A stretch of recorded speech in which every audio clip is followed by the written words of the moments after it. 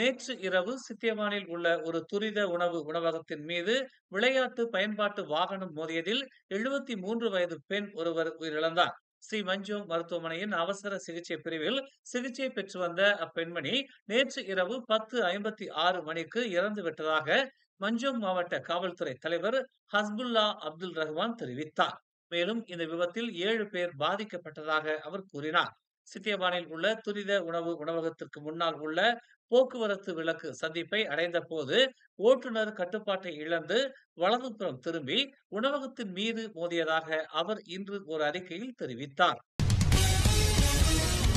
Bunting தேசிய வகை தும்போக் தோட்ட தமிழ் பள்ளியின் நூலகத்திற்கு நூல்கள் வழங்கும் நிகழ்வு வெகு சிறப்பாக நடைபெற்றது.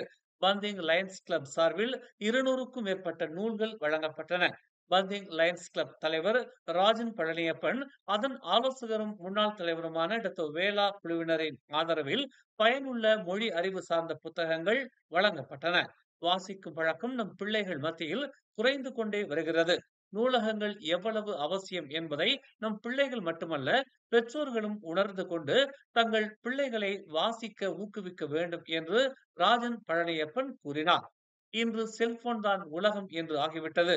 பள்ளி பாட புத்தகங்கள் தவிர்த்து மற்ற புத்தகங்களை நம் பிள்ளைகள் பார்ப்பது கூட கிடையாது. எனவே பள்ளிகள் மற்றும் வீடுகளில் வாசிக்கும் பழக்கத்தை கட்டாயமாக்க ஆசிரியர்கள் மற்றும் பெற்றோர்கள் பாடுபட வேண்டும் என்றும், தரமான சமுதாயமாக நம் பிள்ளைகள் எதிர்காலத்தில் வலம் வர புத்தகங்கள் வாசிக்கும் பழக்கம் மிக முக்கியம் என்றும் டாக்டர் வேலா கூறினார். அந்த வகையில் பந்திங் தேசிய வகை தும்போக் தோட்ட தமிழ் பள்ளியில் நூலகத்திற்கு நூல்களை வழங்கியிருக்கிறது பந்திங் லயன்ஸ் கிளப் என்று அவர் எடுத்துரைத்தார். பூலாயில் ஓய்வு பெற்ற ஒரு பெண் இல்லாத முதலீட்டு திட்டத்தில் சேர ஒரு கும்பலால் ஏமாற்றப்பட்டதால் 1,02,000 வெள்ளியை இழந்ததாக தெரிவிக்கப்பட்டுள்ளது. 63 வயதான அந்த பெண் இந்த திட்டத்தில் முதலீடு செய்த 3 நாட்களுக்குள் 10 விழுக்காடு முதல் 20 விழுக்காடு வரை லாபத்தால் ஈர்க்கப்பட்டதாகவும், பின்னர் லாபம் அவரது கணக்கில் வரவு வைக்கப்படும் என்று அவருக்கு உறுதி அளிக்கப்பட்டதாகவும் அந்த பெண் இன்று ஒரு அறிக்கையில் தெரிவித்தார். இவ்வாண்டு மார்ச் 19ஆம் தேதி முதல் ஏப்ரல் 23ஆம் தேதி வரை பாதிக்கப்பட்டவர் ஒரு உள்ளூர் வங்கி கணக்கில் 1,02,000 மதிப்புள்ள 8 பரிவர்த்தனைகளை செய்ததாக ஏசிபி தான் கூறினார். பரிவர்த்தனைகளை முடித்ததும் பாதிக்கப்பட்டவர் தனது கணக்கை சரிபார்த்த போது திரையில் காட்டப்பட்டது போல் 1,70,000 வெள்ளி லாபம் ஈட்டியிருப்பதை கண்டறிந்தார். லாபத்தை எடுக்க விரும்பிய அவர் கூடுதலாக 40,000 வெள்ளியை வங்கியில் செலுத்துமாறு அறிவுறுத்தப்பட்டதாக ஏசிபி தான் மேலும் கூறினார். பாதிக்கப்பட்டவர் பணத்தை எடுக்க தவறிய பிறகுதான் தாம் ஏமாற்றப்பட்டதை உணர்ந்ததாகவும், வியாழக்கிழமை காவல்துறையில் புகார் அளித்ததாகவும் அவர் கூறினார். இதனை அடுத்து தெரியாத நபர்களுடன் நிதி தொடர்பான பரிவர்த்தனைகளில் ஈடுபடும் போது எச்சரிக்கையாகவும் கவனமாகவும் இருக்குமாறு பொதுமக்களுக்கு ஏசிபி தான் நினைவூட்டினார்.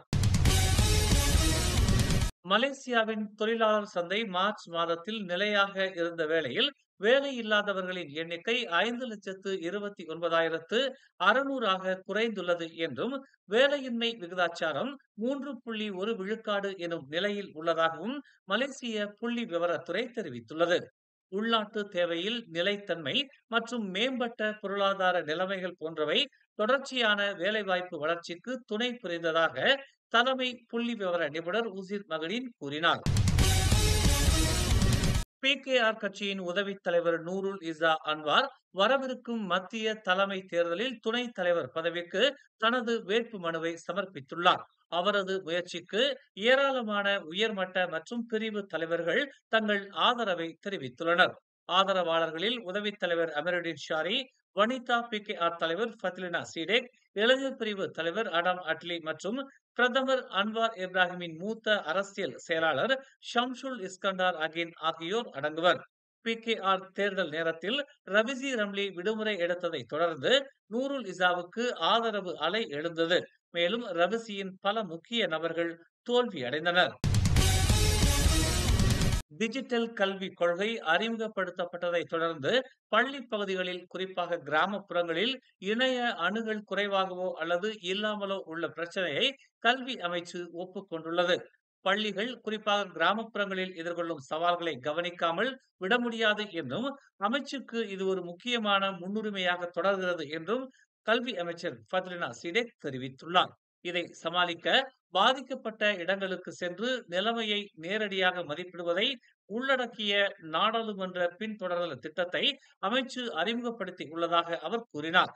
மேலும் தகவல் தொடர்பு அமைச்சின் ஆதரவுடன் பள்ளிகளில் இணைய அணுகல் மற்றும் இணைப்பை மேம்படுத்த தொடர்ந்து கல்வி அமைச்சு பணியாற்றும் என்றும் அவர் உறுதியளித்தார்.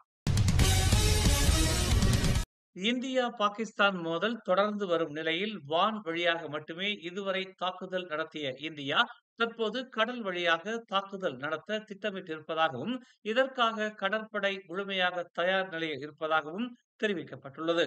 இரு நாடுகளுக்கு இடையே ஆன போர் பதற்றம் மேலும் அதிகரித்து வரும் வேளையில் அரபிக்கடலில் இந்திய கடற்படை தனது அதிதிறன் வாய்ந்த P-81 விமானத்தை அரபிக்கடலில் களம் இறக்கியுள்ளது.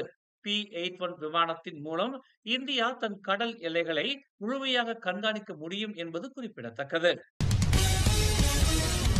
PKR துணைத் தலைவர் ரவிசி ரம்லி கட்சியின் வரவிருக்கும் மத்திய தலைமை தேர்தல்களில் தனது பதவியை தற்காத்துக் கொள்ள இன்று அதிகாரப்பூர்வ மனு தாக்கல் செய்தார். இதன் வழி பிரதமர் டதஸ்ரீ அன்வார் இப்ராஹிமின் மகள் நூருல் இசாவை எதிர்த்து அவர் களமிறங்கி இருக்கிறார். நூருல் இசாவுக்கு ஆதரவு பெருகி வரும் நிலையில் ரவிசிக்கு அவருக்கு வேண்டப்பட்டவர்களே தோல்வியை தழுவியிருப்பதால் இந்த தேர்தல் சூடுபிடித்துள்ளது. கட்சியின் 2ஆம் இடத்தை நூருல் இசா கைப்பற்றுவாரா இல்லை ரவிசி தற்காத்துக் கொள்வாரா என்ற கேள்வியே இப்போது மக்கள் மத்தியில் பிரபலமாக இருக்கிறது. மேலும் செய்திகளை தெரிந்து கொள்ள தமிழ் மலர் நாளிதழை பாருங்கள். எங்களோடு இணைந்திருக்க மலர் டிவியை பதிவு செய்து கொள்ளுங்கள். உறவுகள் மகிழ்ந்திட விருப்பம் மற்றும் பகிர்வு சேவையை சொடுக்கிடுங்கள்.